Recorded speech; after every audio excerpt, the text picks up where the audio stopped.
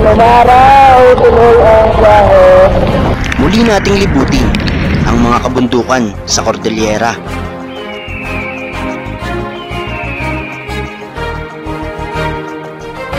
Sa ikalawang pagkakataon ay tatanggapin natin ang hamon na libutin ang kaloob-looban at kasuluk-sulukan nitong Cordillera. Awon! Grabe! Ito yung mahirap sa kabundukan. Tignan pa nangyayari sa mga dadaanin mo. Nabipuno ng mga putikan. Tapos may mga sira-sirang mga daan. Ang mahirap nun, abutan ka dyan. Na natapat na nasira tapos nabiyahe ka dyan. Upang makita ang mga magaganda na dati na nating nakita at makita ang mga bago sa ating mga mata. Tara, samahan niyo ako. Libutin natin ang Cordillera.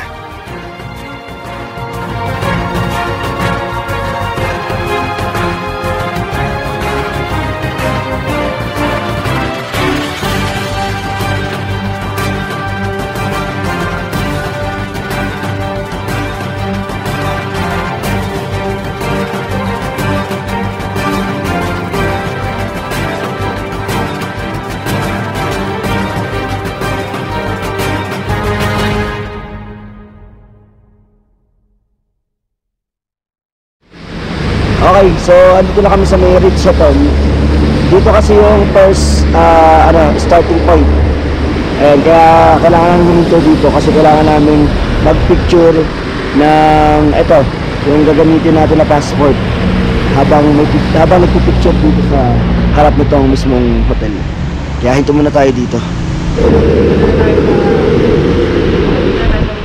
So tulad ng ginawa namin nung nakaraan, kailangan yung odometer, ayan, odometer reading.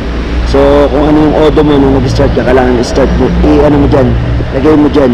Ayan, katulad nito. Tapos kung pang ilang day mo siya ginawa, ayan, nangyari day 1, ayan, start ka dyan, 1. Tapos day 2, kinabukasan, day 3, ganun, kung saan siya nakasamang day. So katulad lang din ng dati. Ayan, kailangan nakaayos yung yung odometer. Tapos ito pala ulit yung mga dadaanan natin. Itong Ambuklaw View Deck, babalikan pala natin yan. Tapos Tinok, Highest Point, Mayayaw Municipal Hall, ayun, bago yun. Paracelis Municipal Hall, Tabuk, pati Tabuk, Corner Town Hall, Pudtol Municipal, mga bago to, Claveria Welcome Arch, Kalanasan Municipal Hall, Kabugaw, Tinglayan Municipal Hall, St. Mary's Church, Sagada, balik ulit ng Sagada, Garden Breeze Hotel, ganun ulit, dati nadaanan na yun, Christ the King Church, tapos itong Baguio, balik yung last, ayan. So sa ngayon, hindi namin alam kung hanggang saan lang yung namin ito, pero ang tingin namin, maabot namin yung Tinok ngayon at yun yung plano namin na puntahan hanggang sa hanggang mamayang gabi kasi hapon na. So ito rin na mahigit dumating kami dito kasi medyo tagal kami dun kanina dahil sa mga korbada at pag-ulan-ulan. Tapos drone shot, ayun ang mga isang nagpapatagal sa amin ngayon kasi dati wala naman kaming drone. Pero okay lang, para at least maganda yung nakikita nyo, maganda yung mga napapanood nyo ngayon sa mga vlog. Meron na tawag mga aerial shot, diba? And so tutuloy din kami ni John Fox doon sa Paambuklaw. Okay, diretso na tayo sa first checkpoint. Ito nga, yung Ambuklaw Dam.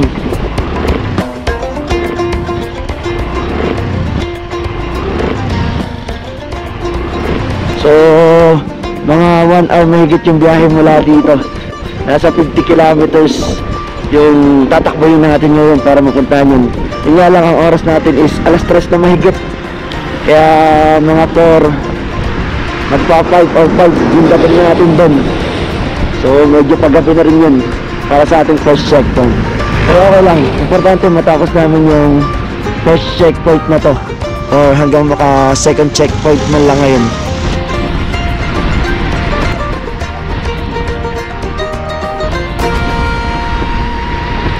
Kung nung nakaraan Nasa 4,000 kulang 5,000 yung kurbada ng level 1 nitong Cordillera Loop or Adventure Tour na to. Ngayon, doble. Kulang-kulang 9,000 naman yung kurbada ngayon para sa level 2 na to. So habang tumatagal, habang tumataas yung level, mas mahirap ng pahirap itong nagiging daan, tsaka dumadami lalo yung kurbada na dadaanan. Yung level 3, hindi pa namin sure kung kakayanin namin yung level 3, kung kayanin yung motor. Pero pag kinaya, tuloy kami, baka mag level 3 pa kami. Pero pag hindi na, wala na talaga, hanggang level 2 lang tayo. So titingnan namin ni John Pax. Grabe yung kapal ng hamog. Ayun wala na makita dito sa gilid, sa kanan. Yung sa harap, idala mo na naman tayo ng hamog dito. Ang sarap lang, ang lamig. Grabe.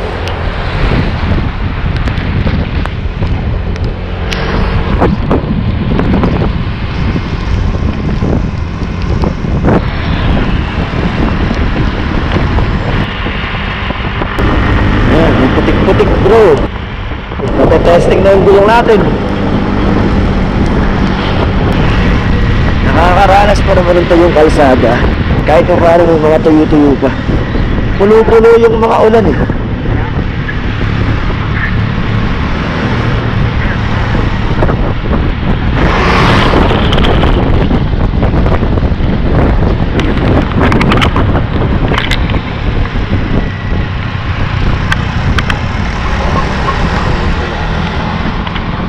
Okay, so andito na kami sa may barangay Ambuklaw na rin tong part na to. Mga 20 minutes na lang andun na kami sa Ambuklaw Dam.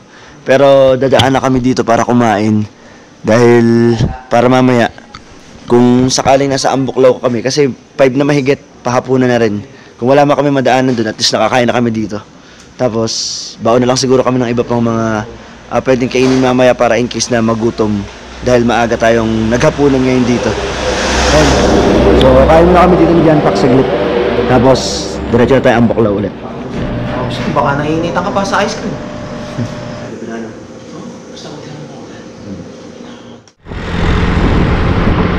Malapit na tayo. Anong bridge yan? Adunot Bridge. Ayan, yung pala yung magandang ano na to, parang sa Bungabon, no? Konti lang yung tubig.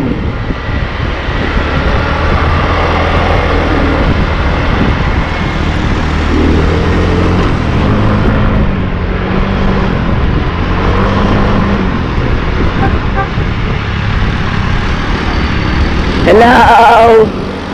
Hi!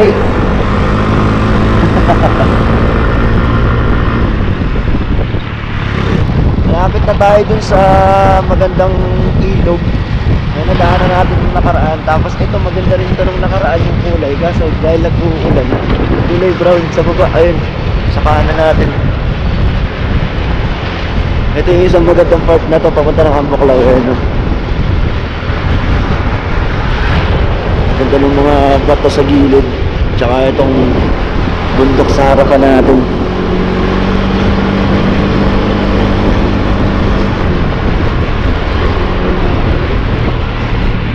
Madumi, kulay brown dahil sa ulan. So parang green brown. Pero okay lang yan. Pag umuulan lang naman yung ganyan. Lahat naman ng ilog pag umuulan ganyan yung kulay.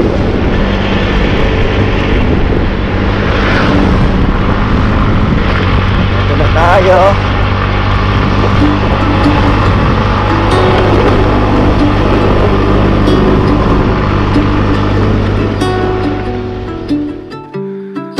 Depths of silence where echoes remain.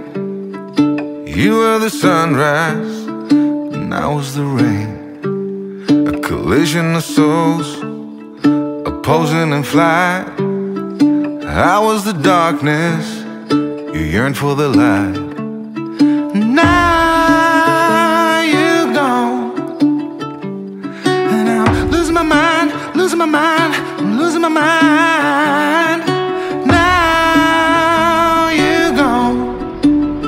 Why did you cut me up, bring me out and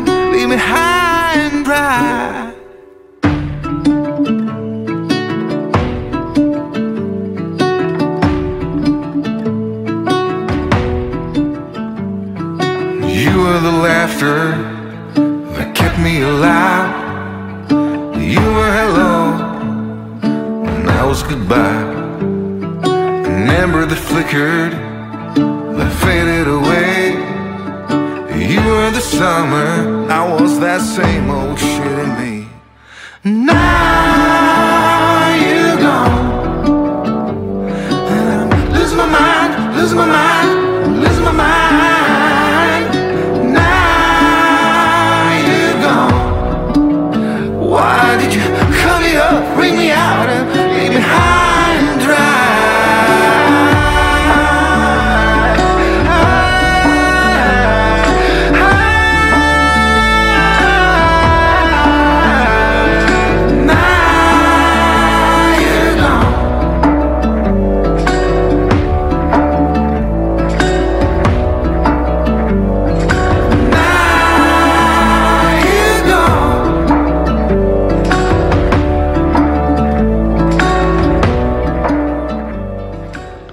Okay, so yun, ginabi na kami dito sa Ambuklaw Dam dahil paggabi na nga kami nang nakakayat dito.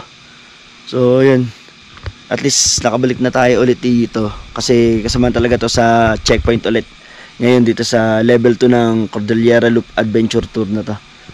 Ayun, so maya maya lang, papahinga lang kami dito saglit ulit, tapos biyahe na ulit kami. Tsaka yung pupuntahan natin next na pupuntahan natin dito sa may Tinok sa highest point. Siya yung second namin checkpoint. Okay, grabe, pabalik na tayo dito, bro. At least gabi naman ngayon. Oo, ibang experience naman ngayon gabi. Gusto mo mag-slide? Dito pwede? Ano? Longest slide? Slide. Slide daw. Pababa. Yung parang pinaka-op, nito, yung parang office at kuryente, no? Dun. Power plant eh. Oo, sa baba, no? Kaya lang madilim na yung camera ko. Doon bro, yung yung inalabas na doon. Shokoy. Sila. Sigat sila sa baba. Oo, pagka kailangan sila dito. Hindi na kita sa camera ko eh. Ganda ng bundok, oh. Bago dumilim. May konting liwanag, tapos nakikita mo yung bundok na parang nagmimistulang silhouette, no? Tapos may mga ulap pa to. Tingin ng Yun daw, no?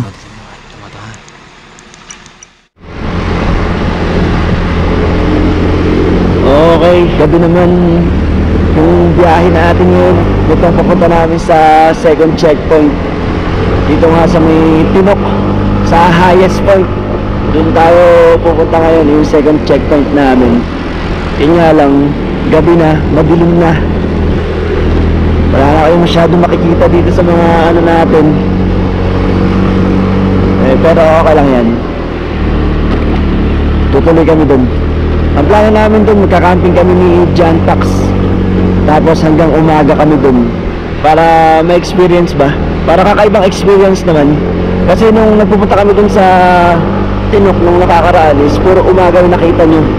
Ngayon, susubukan naman namin mag-camping dun ngayon. Para at least nasubukan din namin mag-camping. Mga ilang oras pero yung biyahe natin mula dito sa Ambuklaw, mga 2 hours pa yung biyahe natin.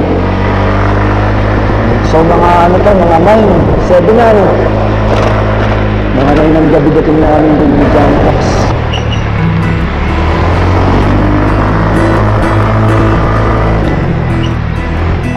Everybody has their job, 9 to 5, getting good, settle for second best, scared to risk what the future might bring, what the future might bring. I hold my breath, waiting for someone to knock at my door, telling me there is more waiting for me. Whoa.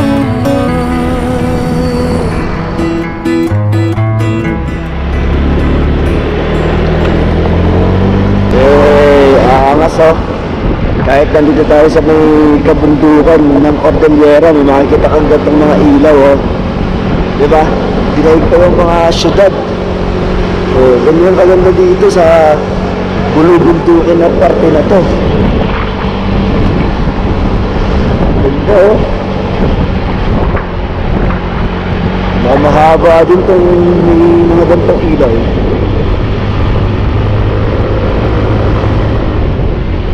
Paahon pa yan ha, paakyat pa yan. Sana lahat ng kalsada may ganito talaga, no? Ang ganda kasi paggabi.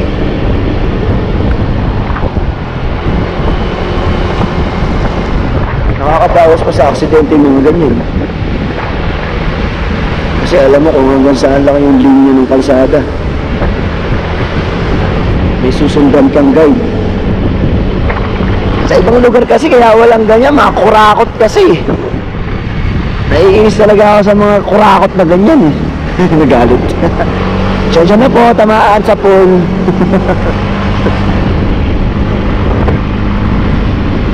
Pag nagalit kayo, ibig sabihin kurakot pala kayo ah. Ito na kasalanan yun.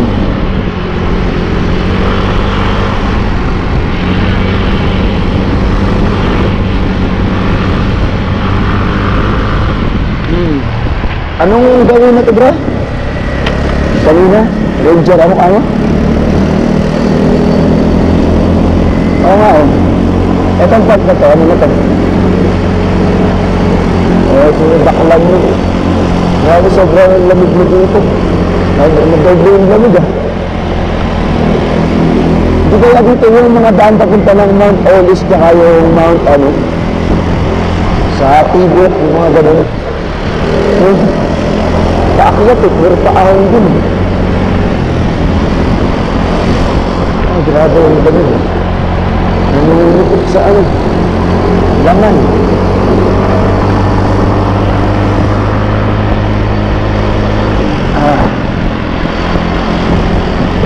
Kala ka mabilis takbo natin ito. Tsaka na mas malamig ito.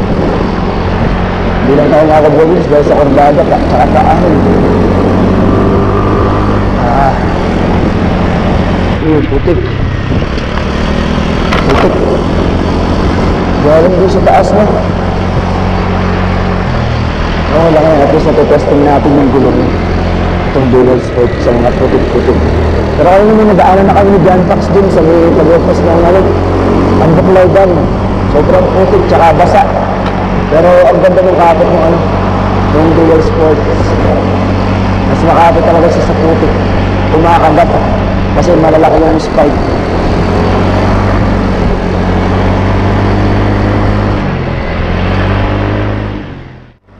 Okay, after 30 minutes, nandito na kami sa may Bokod. Kahit pa paano. Dahil sa dami ng kordada, hindi kami naka-andar ng nabilis-bilis talaga. Minsan yung mga tumatawid na sa ganyan eh. No?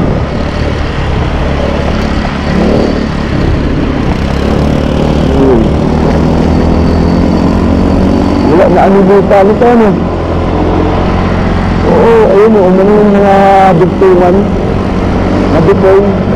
No, parang may mga lumibig na part yung ano sa ilalim nitong ano, kalsada.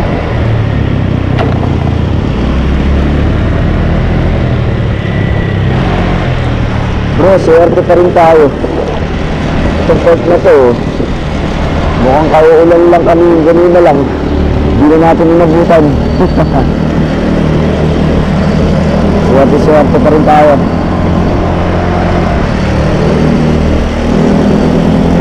Basang-basa yung kalsada. Ang daming lupa dito. Landslide. Parang di ba? Makapit naman no. Ang daming dito.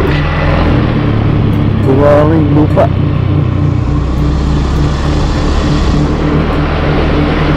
Uy, meron din dito sa gitna. Ingat ka. Madalas yan, may putik pa rin. Mga tangay siguro ito ng mga dumaan.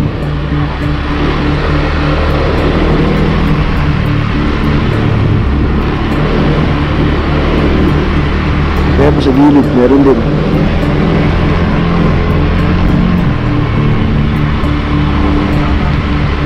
kasi kung kanina pa yan, may nagligpit na yan. Walang nagligpit eh. Ngayon yan.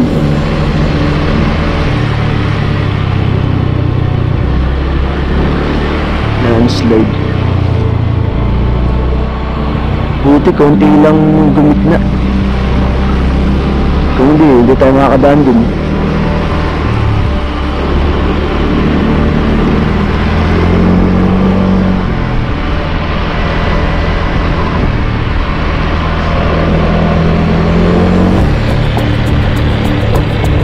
Dahan-dahan dyan, baka may bumulaga dyan ano. Mas maraming landslide. Ingat-ingat tayo.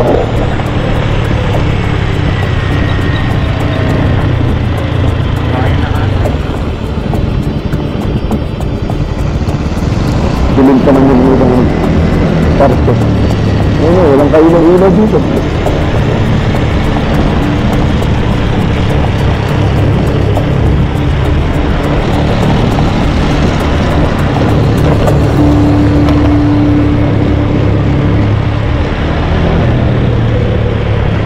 Eto sana ganito lahat oh. Ganito may mga ilaw sila. Solar ah. Diba?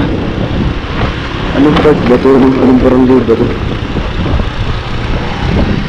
Bukod pa kaya to? Bukod pa rin, Benguet no?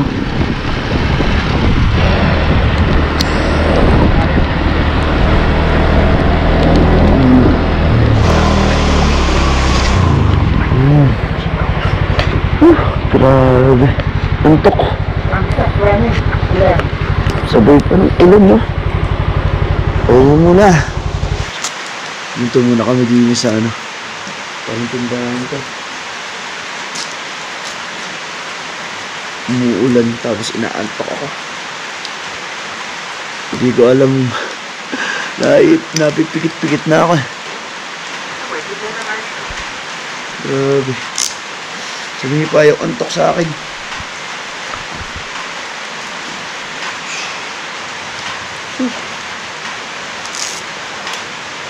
Walang mapag-ano ng kape, no? Walang tindahan. Sarado na. Ito muna kami dito. Parang ano to, commercial space. Pero sarado na yung mga ano, mga tindahan. So, parang lumalakas pa lalo, bro.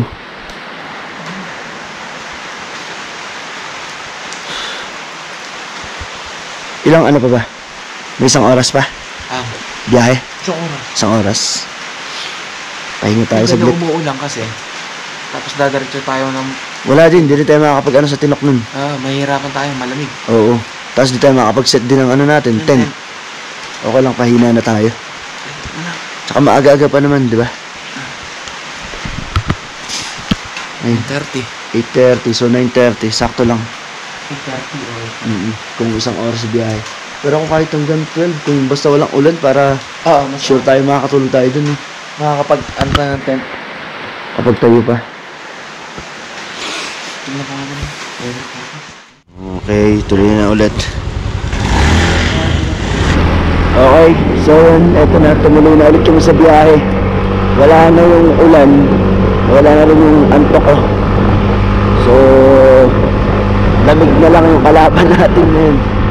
Pero at least na wala na yung ulan, tsaka yung antok. Ang hirap, napipikit-pikit talaga ako, di ko masyadong mapigil eh. Mukhang okay na din yung panahon. Kasi may nakita na kami mga ano kanina. Bituin. Dito sa mga ibang part dito. Walang 1 hour yung layo pa nito hanggang doon sa Tinap eh. Sana pati sa Tinap okay na din yung ano, panahon.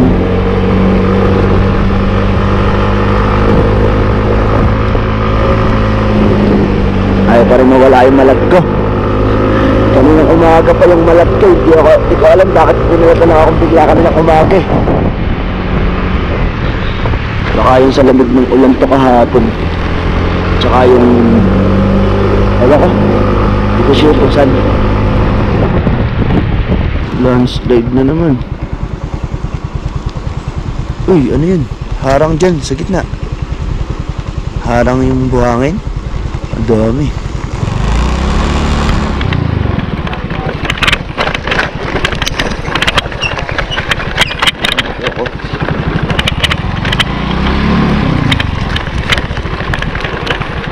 Parang bago lang.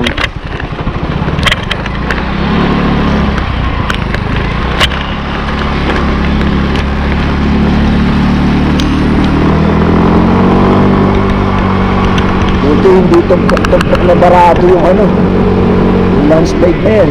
Ito, yung dami pa.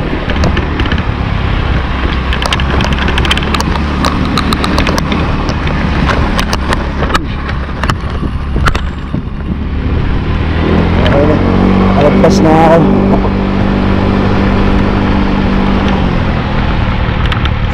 Ngayon na pala, malapit na lang. 33 sa Tinok.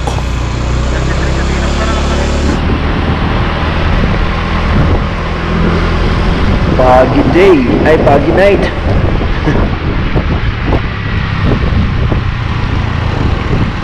Nag-uumpisa ng magpag.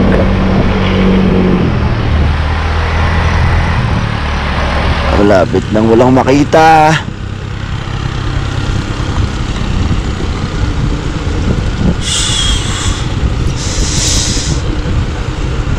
Ay, lamig.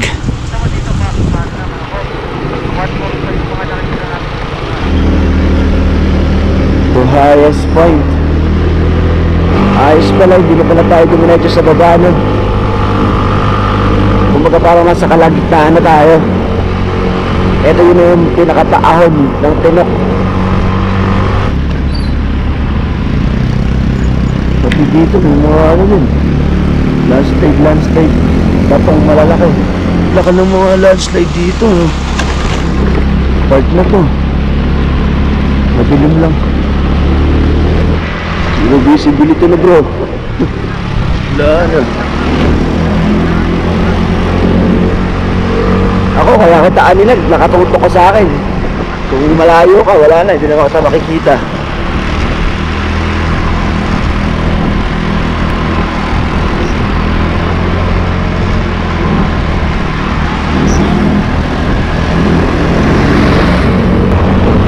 Grabe yung tarik. Go dyan, Pax, tahi. Korbada, dyan, Pax. Ang tarik. Grabe. Oh. Wabagsak sa tarik. Wabagsak yung speedometer. Go, Pisti! Go, Jeremiah!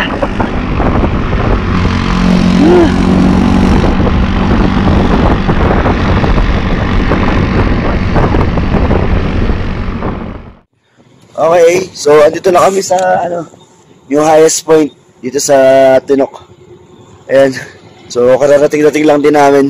Pero maglalatag na rin kaagad kami nitong higaan namin. Ayan, tent. Lamig dito bro.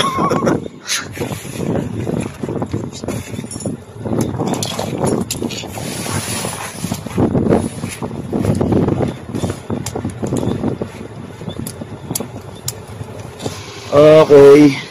Ginagawa na lang namin ang paraan itong ayan para lang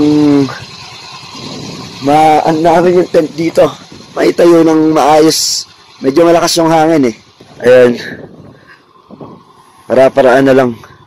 Tinali namin sa mga motor. Ayan, para hindi siya tangayin ng hangin.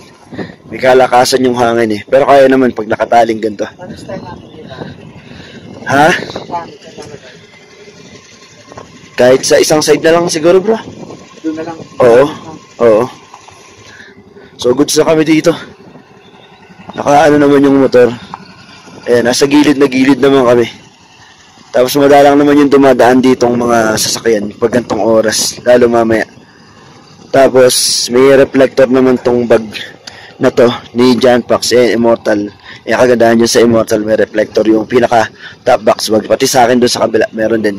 Kaya pag may dumaan kabilaan, makikita na merong mga nakaparadang sasakyan dito. Kaya lalayo sila. So ayun, okay naman, safe naman. Nakalabas din naman kami sa linya na to. Okay, so dito na lang kami. Magpapahinga. Doon kasi sa baba, walang masyadong patag na makita kaming lalatagan Tapos inaalala namin yung mga gamit namin sa motor. Pwede na yan. Goods na yan. Kahit gabi na dito, may mga naririnig ka pang mga ibon. Yun o. Diba?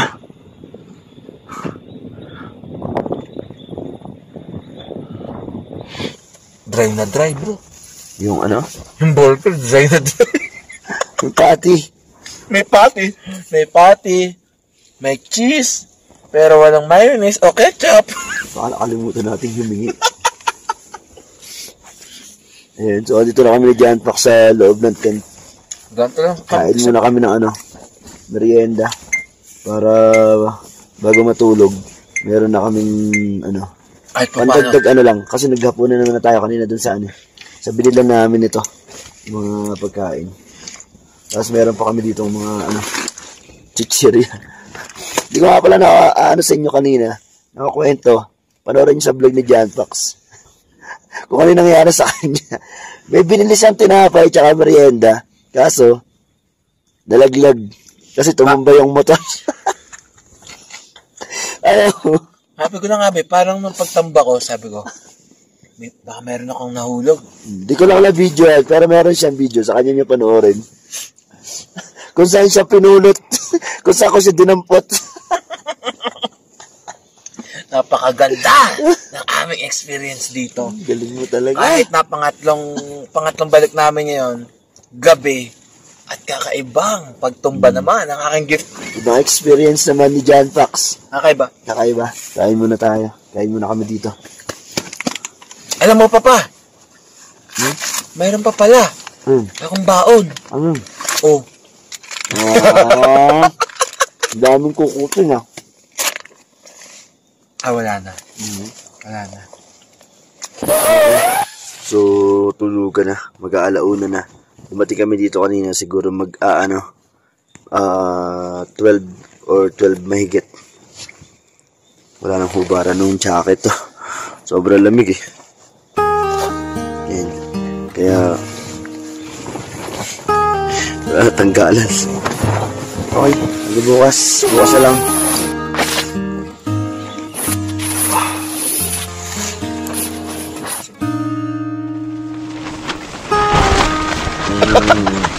Dumidikit na yun. Grabe. Yung tent mismo na higaan natin sa gitna eh.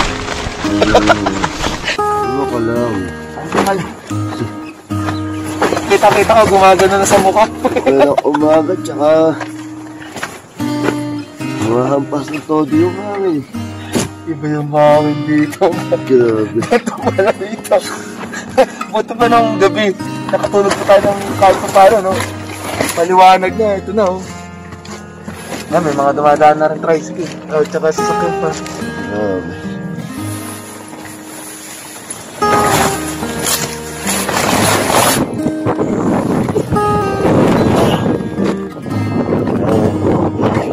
Hangin.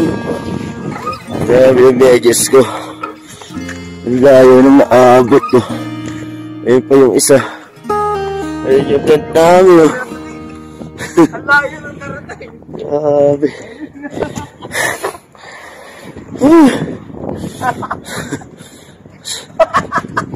Kasi, Bawas, ano? pinalipad mo eh. Grabe. Sobrang lamig.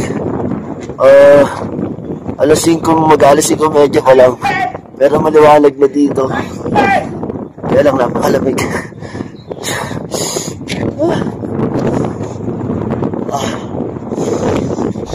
May camera na dyan, Pax. Nagmamos sa loob, oh. Oo nga. Ganito kalamig dito. Grabe. Ngayon lang ito nangyari sa camera ko. Pero parang matanggal yan. Sobrang lamig ngayon. Dahil mainitang hininga, hihingahan mo lang yan. Bro, may bunga pa rin itong ano. Ang tawag dito? Yung berry na ano. Oh, strawberry? Strawberry ba ito? Hindi. Ito yata kaya nila Gino. Oo. Anong berry to? Berry. Ano? Berry. No? Berry. Tingnan mo. Ayoko nga. Bakit? Di ba kumain sila nito dito? Ito yun, di ba? Oo. Pero ikaw, ayoko. Di ako sigurado dyan. Ako din, di ko alam kung ito talaga kinain nila eh. Pero parang ito, no? Dito po, ang dami. Ayun, oh, pataas nga lang. Sobra taas. Walang sampahan. Ayun, oh. Ayun, oh. Ang dami sa taas. Mas malalaki. Hindi pa tayo ano doon? Ang ganda nung ano dito. Sunrise. Kitang-kita mo tong ano, mga kabundukan. Ayun, oh. Ganda. Nasa mababa. Pero namumula na yung langit.